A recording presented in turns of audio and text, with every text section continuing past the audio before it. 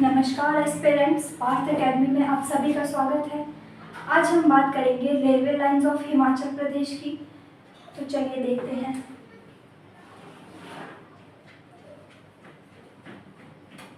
Railway lines of Himachal प्रदेश।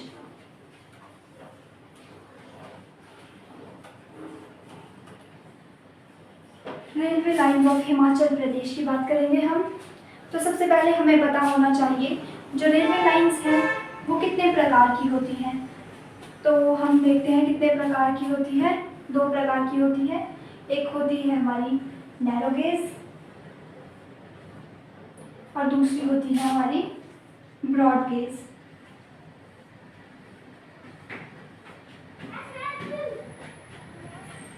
जो हमारी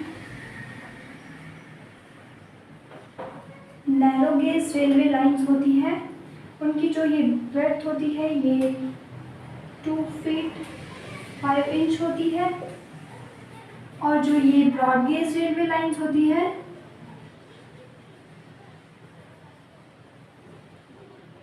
इनकी जो ब्रेड्थ होती है वो 5 फीट 6 इंच होती है। ये हमें सबसे पहले पता होना चाहिए कि जो रेलवे लाइंस होती हैं वो दो तरह से होती है, narrow gauge and broad gauge. इसकी ब्रेड्थ 2 फीट 5 इंचेस होती है और इसकी ब्रेड्थ 5 फीट 6 इंच होती है। और हमें ये भी पता होना चाहिए सबसे पहले कि जो हिमाचल प्रदेश है उसमें कितनी रेलवे लाइंस हैं। मेनली 4 रेलवे लाइंस हैं। तो हम बात करते हैं चारों रेलवे लाइंस की। फर्स्ट है हमारी कालका Shimla,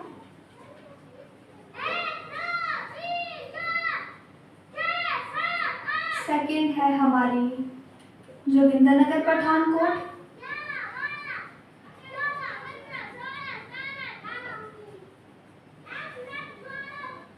Jogindernagar Pathankot,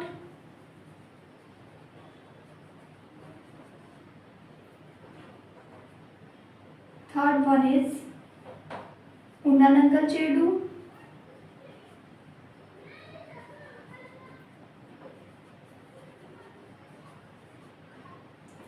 and fourth one is Bhanupalli Bilaspur.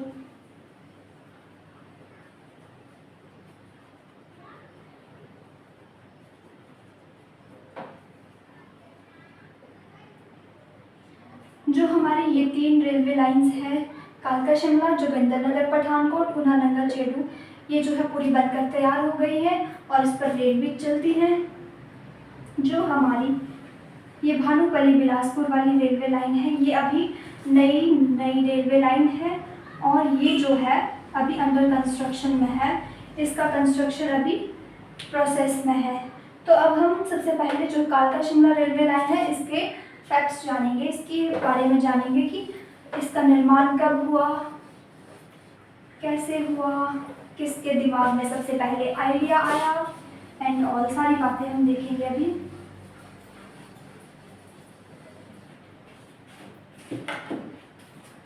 तो देखते हैं कालका शिमला।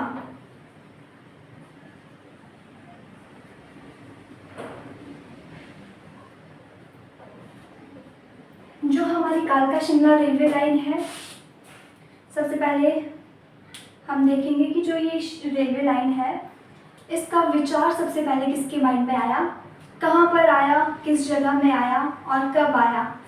तो देखते हैं सबसे पहले जो कालका शिमला रेलवे लाइन है इसका विचार लॉर्ड डलहौजी को आया था। लॉर्ड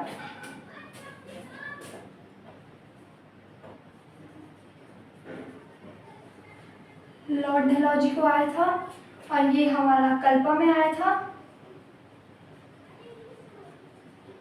और 1847 में आया था। 1847 से आपके माइंड में क्वेश्चन उठ रहा होगा कि 1847 में कल्पा के लिए रोड था। तो आपका आंसर होगा बिल्कुल था। भारत तिब्बत वाला रोड जो था उसी से जो है ये ट्रैवल करके वहाँ गए थे। और जो कालका शिमला रेलवे लाइन बनाने का विचार इनके दिमाग में आया वो कल्पा जाकर इसलिए आया क्योंकि वहाँ पर इन्हें लगा, किन्नौर में जाकर इन्हें ड्राई फ्रूट्स एंड ऑल बहुत सारी चीज़ें मिली, तो इन्हें लगा कि जो यहाँ पे ये मटेरियल है, रॉ मटेरियल है, इसको यहाँ से फॉरेन की तरफ ले जाया जाए, तो उसके लिए ये बहुत ज़रूरी है ट्रांसपोर्टेशन के लिए, इसलिए इनके माइंड में ये थॉट आया था। और अब हम बात करते हैं आगे, जो कालका शिमला रेलवे लाइन है इसका निर्माण कब शुरू हुआ। ठीक है जी, तो इसका निर्माण हुआ था 1891 में, इसका निर्माण शुरू हुआ था, निर्माण कार्य, और किसी कारणवश जो है उस समय उसको बंद करना पड़ा था। जैसे उसको बंद किया फिर उसके बाद वो अगेन स्टार्ट हुआ, तो वो हुआ हमारा 1898 में। 1898 से इसका काम शुरू हो चुका था। फिर जो है जून ऑप्शन में जून जुलाई हो सकता है, जून जुलाई 1903 में जो है ये रेलवे लाइन बनकर तैयार हो गई थी, रेडी हो गई थी ये पूरी बनके जून या फिर जुलाई 1903 में, जून जुलाई में ये बनकर तैयार हो गई। फिर 9 नवंबर 1903 को जो है इस रेलवे लाइन को हरी झंडी मिल गई थी निरीक्षण के लिए।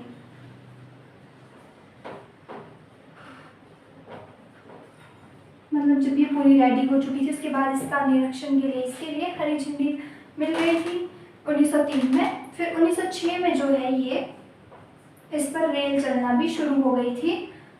कब? 1906 में। अब इतना कुछ देख लिया हमने।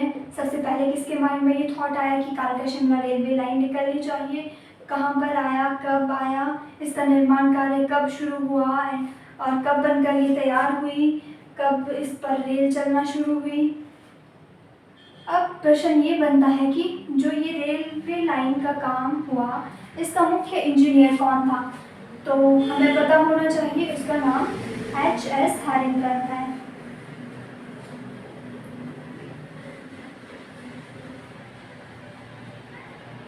H.S. हैरिंगटन या ऑप्शन में H.S. हैरिंगटन भी हो सकता है, तो आपको ऑप्शन देख के आंसर करना है। इतना सब कुछ हमने देख लिया है। अब इसके बाद हम देखेंगे, जैसे हमें यहाँ पर डेट 1903 दिखाई देती है, इससे हमें पता होना चाहिए कि जो 1903 में वायसराय कौन थे, तो उनका नाम था लॉर्ड कर्जन।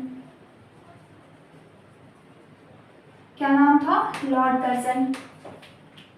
अब हम देखते हैं आगे, जो कालका शिमला रेलवे लाइन है उसकी लेंथ कितनी है, उस पर कितने पुल बने हैं, उस पर कितनी सुरंगें बनी हैं, किसके द्वारा वो सुरंगें बनाई गई, सबसे बड़ी सुरंग कौन सी है, सब कुछ देखते हैं।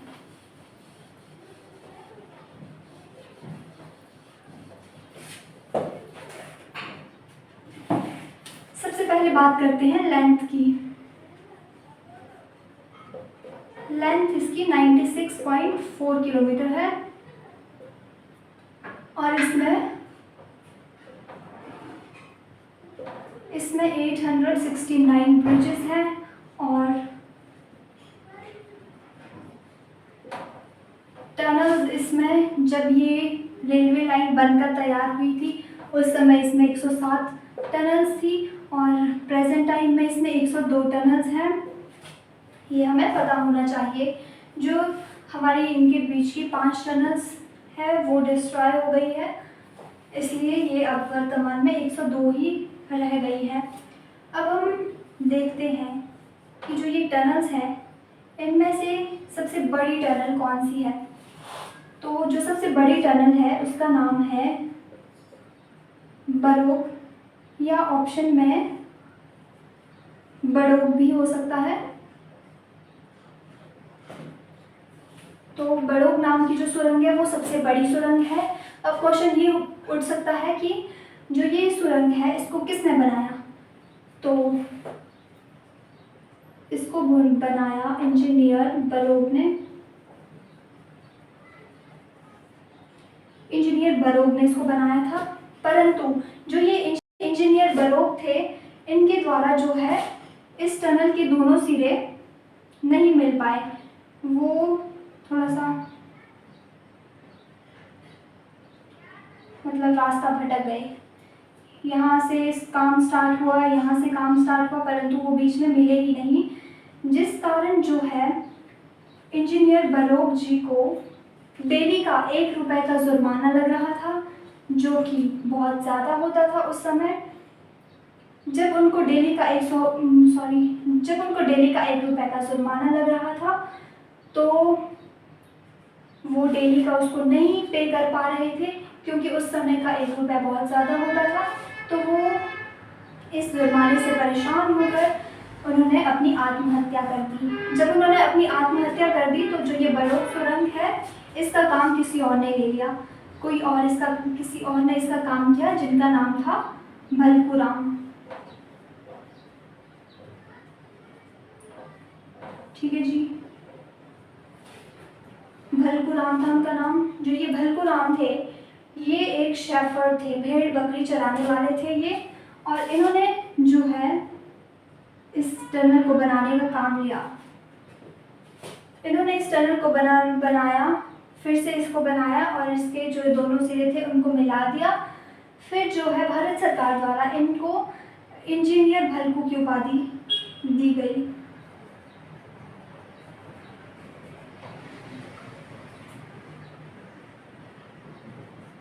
इंजीनियर भलकू की उपाधि दी गई। और जो ये भलकूराम जी है, इनके नाम पर एक म्यूजियम भी है, जिसका नाम म्यूजियम भलकूराम है, और जो कि सोलन में है।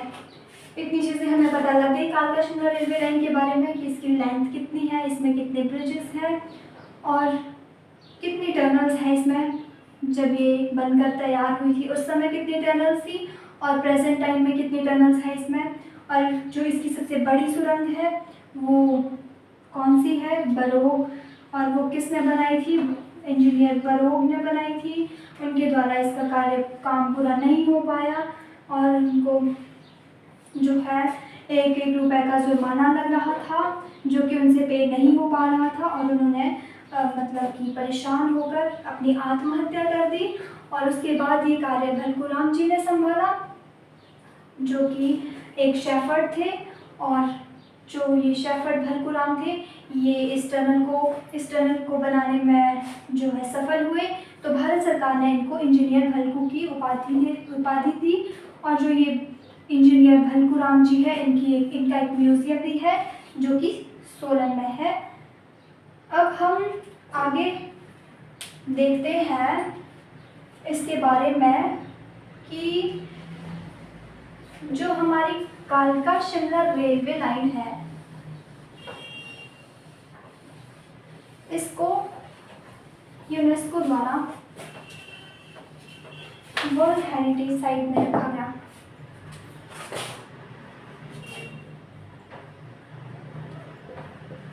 यूनेस्को द्वारा इसको वर्ल्ड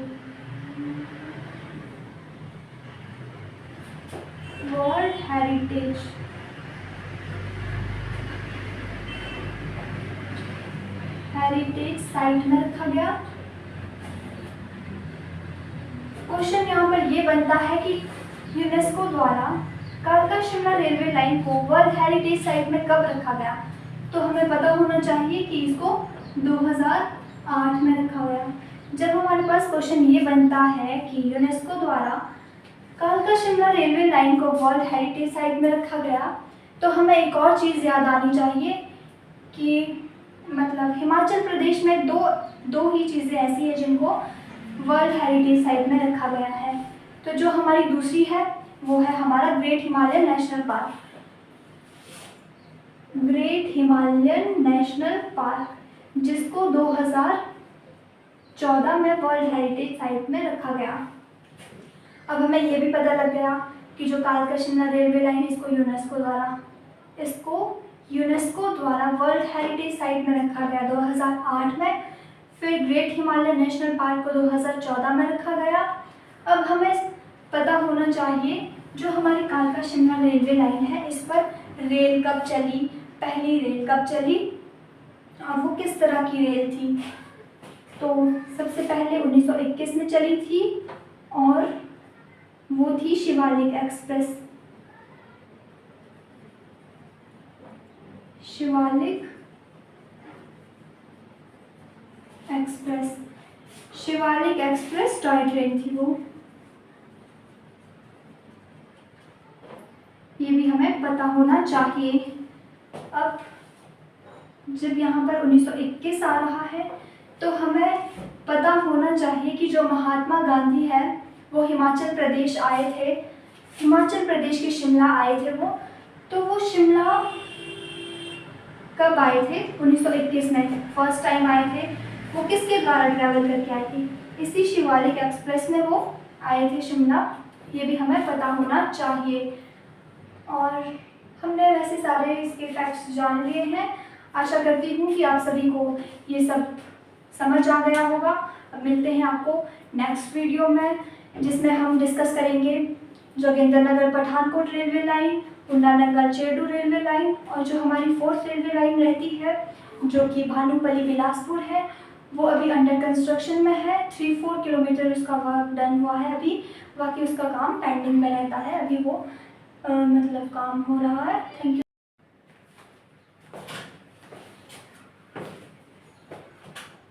अब हम बात करते हैं जोगिंद्रनगर पठानकोट रेलवे लाइन की।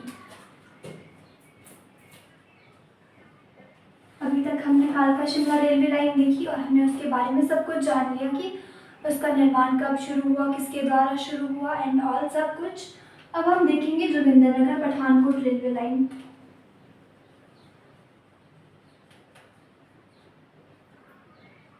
जोगिंद्रनगर पठानकोट,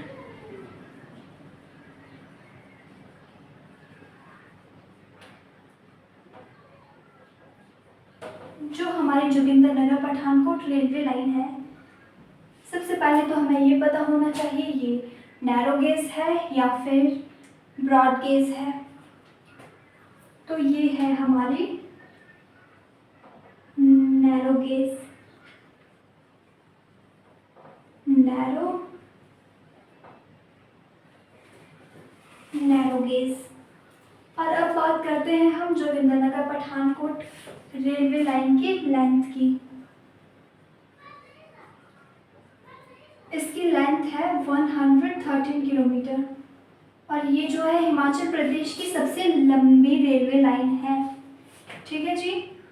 और अब बात करते हैं हम इस रेलवे लाइन में कितने पुल हैं। इसमें केवल 2 है पुल, नहीं सॉरी, पुल इसमें 993 है और इसमें सुरंगें 2 है। ठीक है जी। ये पहले भी 2 ही थी और अब भी 2 ही है। अब आगे बात करते हैं हम जो ये जोगिंद्रनगर पठानकोट रेलवे लाइन है, इसमें सबसे ज़्यादा पुल हैं।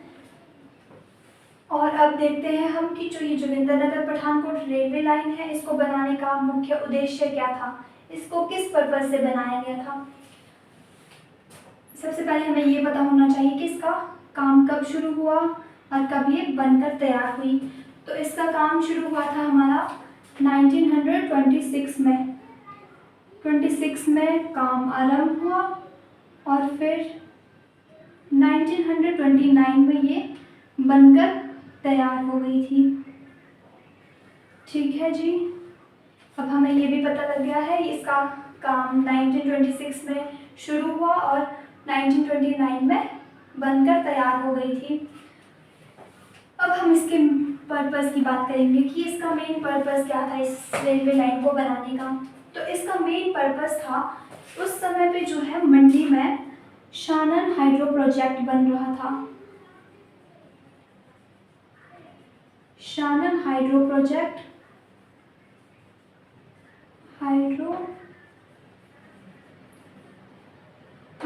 बन रहा था। तो जब कहीं हाइड्रो प्रोजेक्ट बनता है तो उसके लिए बड़ी बड़ी मशीनरीज चाहिए होती है। तो वो मशीनरीज किस के माध्यम से आनी थी, वो इस रेल के माध्यम से आनी थी। इसलिए इसका मेन पर्पस यही था कि उस समय जो है शानन जल विद्युत परियोजना बन रही थी उसके लिए। ठीक है, अगर हमें क्वेश्चन पूछा जाए कि जो शानन जल विद्युत परियोजना है उसका काम स्टार्ट कब हुआ, वो कब बनना आरंभ हुआ, तो हमें पता होना चाहिए जब हमारी ये जोगिंदरनगर पठानकोट रेलवे लाइन बनकर तैयार हुई थी उसके बाद जो है इसी के थ्रू यहाँ के लिए सामान आना था, मशीनरीज एंड ऑल आनी थी। तो इसके बाद ही ये स्टार्ट हुआ है इसका काम। तो ये हुआ है 1929 में। 1929 में इसका काम शुरू हुआ और जो है 1932 में ये बनकर तैयार हो चुका था और 1933 में जो है इससे बिजली बनना शुरू हो गई थी। ओके जी, इतना सब कुछ हमें पता लग चुका है। अब हम बात करते हैं जो ये जोगिंदरनगर पठानकोट रेलवे लाइन है, इसमें जो ये 993 पुल है, इसमें सबसे ऊंचा पुल कौन सा है, तो हमारा आंसर होगा गज पुल। और जो ये गज पुल है ये हमारा गज नदी पर बना है। ठीक है जी, इतना हमें पता होना चाहिए। इसके साथ मैं आपको एक एडिशनल पॉइंट बता देती हूँ, जैसे ये जोगिंदरनगर पठानकोट रेलवे लाइन का सबसे ऊंचा पुल है और ये गज नदी पर बना है। हमें पता होना चाहिए कि एक गज नाम का हाइड्रो प्रोजेक्ट भी है। यस, जो गज हाइड्रो प्रोजेक्ट है वो जो गज हमारी परियोजना है, जल विद्युत परियोजना, वो हमारी कितने मेगावाट की है, 10.5 मेगावाट, ये हमें पता होना चाहिए। और जो हमारी गज परियोजना है इसकी एग्जीक्यूटिव एजेंसी कौन सी है, तो हमारा आंसर होगा HPSEB। HPSEB की फुल फॉर्म है Himachal Pradesh state electricity board. ठीक है जी, हमें ये भी पता लग चुका है गज सबसे ऊंचा गज पुल है और ये गज नदी पर है, गज परियोजना है और ये 10.5 मेगावाट है और इसकी executive agency Himachal Pradesh state electricity board है। अब हम बात करते हैं जो ये जोगिंदरनगर पठानकोट रेलवे लाइन है ये कुछ समय के लिए बंद हुई थी, तो हमें पता होना चाहिए कि ये कब बंद हुई थी और इसको बंद होने का कारण क्या था, रीज़न क्या था। क्योंकि जब भी कोई चीज़ होती है कहीं भी कुछ भी तो उसके पीछे कोई रीज़न होता है। ठीक है जी, तो वो हम अभी जानेंगे।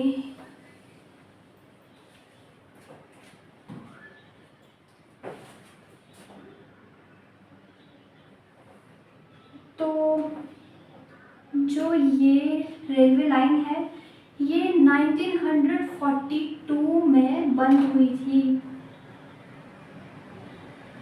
ठीक है जी, अब अगर आपको क्वेश्चन पूछा जाता है कि जो जोगिंदरनगर पठानकोट रेलवे लाइन है वो किस वर्ष बंद हुई थी, तो आपका आंसर होगा 1942। अगर आपको क्वेश्चन पूछा जाए कि 1942 से कब तक ये बंद रही, तो आपका आंसर होगा 1942 से 1954 तक जो है ये रेलवे लाइन बंद रही।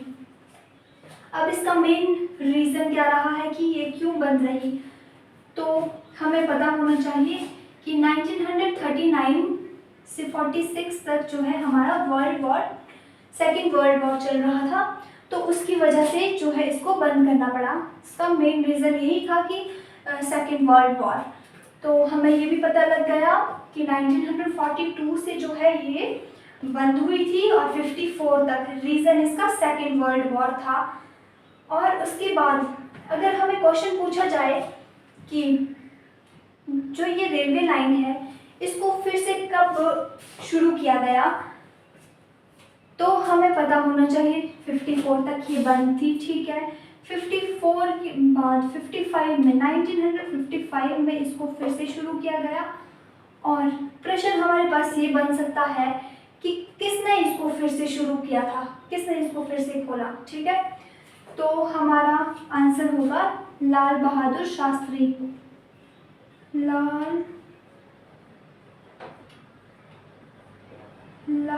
लाल बहादुर शास्त्री जी ने।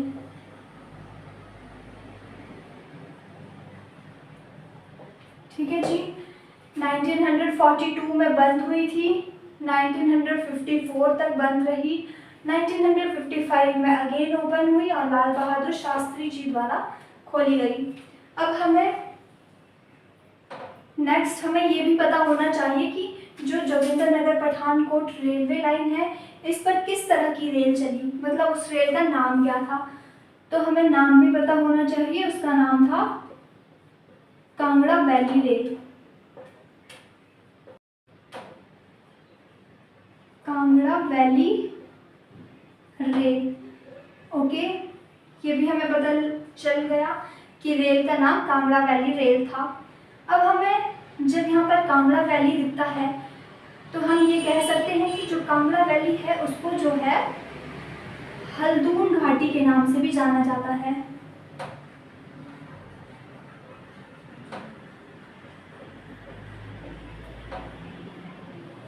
उसको जो है हल्दून घाटी के नाम से भी जाना जाता है। ठीक है जी, हल्दून घाटी के नाम से जाना जाता है। इतने सारे फैक्ट्स हमें पता लग गए हैं। अब हम आगे देखते हैं कि जो ये जोगिंदरनगर पठानकोट रेलवे लाइन है भारत सरकार द्वारा जो है यूनेस्को के लिए इस मतलब कि जोगिंदरनगर पठानकोट को WHO world heritage site WHS world heritage site में रखने के लिए कहा गया। एक प्रस्ताव भेजा गया, किसके द्वारा? भारत सरकार के द्वारा, ठीक है। और जो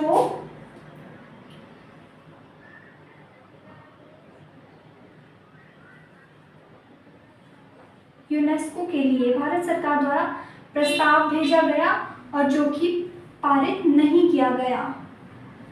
उसके पीछे भी रीजंस रहे होंगे कुछ, इसलिए इसको वर्ल्ड हेरिटेज साइट में नहीं डाला गया। अब हमें पता होना चाहिए कि जो जोगिंदरनगर पठानकोट रेलवे लाइन है इसमें सबसे ऊंचा जो है, सबसे ऊंचा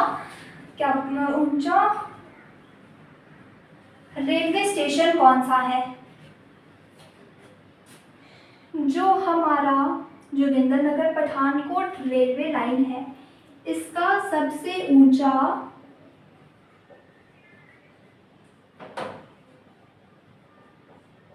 रेलवे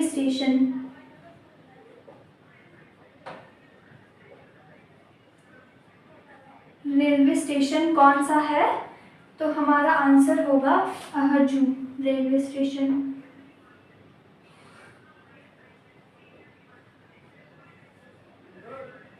अहजू रेलवे स्टेशन, और जिसकी हाइट हमारे पास 1290 मीटर है, जिसकी हाइट 1290 मीटर है। ये हमने जोगिंदरनगर पठानकोट रेलवे लाइन के बारे में जान लिया। उसकी लेंथ कितनी है? 113 किलोमीटर्स। और ये सबसे लंबी रेलवे लाइन है।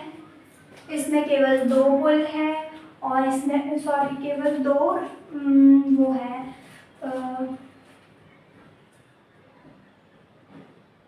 सुरंगें।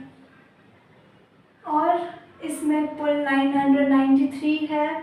और उसके बाद हमने क्या देखा कि इसका मेन ऑब्जेक्टिव क्या था?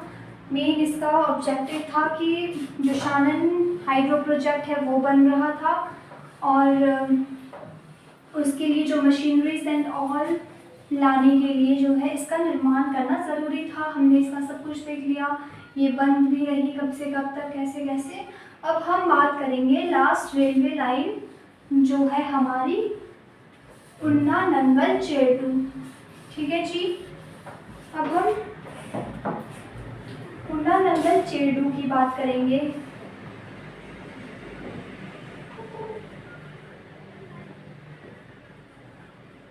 उन्ना नंगल चेडू, ये जो रेलवे लाइन है ये हमारी 3rd रेलवे लाइन है और हमें पता होना चाहिए कि ये ब्रॉड गेज है या फिर नैरो गेज है। तो ये हमारी ब्रॉड गेज रेलवे लाइन है। ब्रॉड गेज जिसकी ब्रेड्थ हमारे पास 5 फीट 6 इंच होती है। ब्रेड्थ जो मैंने आपको पहले भी बताई थी कि जो ये वाली चीज़ ये वाली होती है ये इसकी 5 फीट 6 इंच होती है। ठीक है जी, और इसकी लेंथ है हमारे 33 किलोमीटर्स। ये सबसे छोटी रेलवे लाइन है हिमाचल प्रदेश की। अगर हमें क्वेश्चन पूछा जाए कि ऊना से नंगल तक कितना डिस्टेंस है और नंगल टू चेडू कितना है, तो हमें ये भी पता होना चाहिए यहाँ से यहाँ तक 19 किलोमीटर है और यहाँ से आगे फिर 14 किलोमीटर है। ठीक है जी, ओके, इतना पता लग गया हमें। अब हम आगे देखेंगे कि जो ये रेलवे लाइन है इसका निर्माण कब हुआ। तो इसका आंसर होगा 1991। 1991 में उन्ना नंगल चेडू का जो है निर्माण हुआ था और इस पर एक भी सुरंग नहीं है क्योंकि ये सबसे छोटी रेलवे लाइन है हिमाचल प्रदेश की, इसमें एक भी सुरंग नहीं है। अब हम देखेंगे जो ये ऊना नंगल चेडू रेलवे लाइन है इसका उद्घाटन किसने किया था। तो इसका उद्घाटन किया था ज्ञानेश्वर मिश्रा। ज्ञानेश्वर मिश्रा जी ने। ठीक है जी, अब हमें ऊना नंगल चेडू के बारे में इतनी सारी चीज़ें पता लग गई। ये जो है ब्रॉड गेज है 33 किलोमीटर्स है और 1991 में निर्माण हुआ इसका। उद्घाटन इसका ज्ञानेश्वर मिश्रा द्वारा हुआ जो कि तत्कालीन रेल मंत्री थे। ठीक है जी, अब हमें ये भी पता लग गया जो हमारी लास्ट रेलवे लाइन रहती है वो है हमारी भानुपल्ली।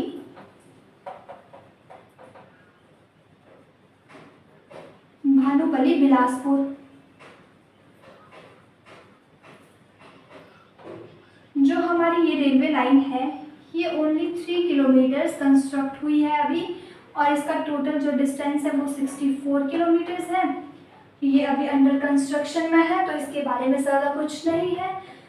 तो हमने आज इस वीडियो में हमने अपने हिमाचल प्रदेश की रेलवे लाइंस के बारे में पढ़ा। आशा करती हूँ कि आप सभी को मेरे शब्द अच्छे से समझ आए होंगे।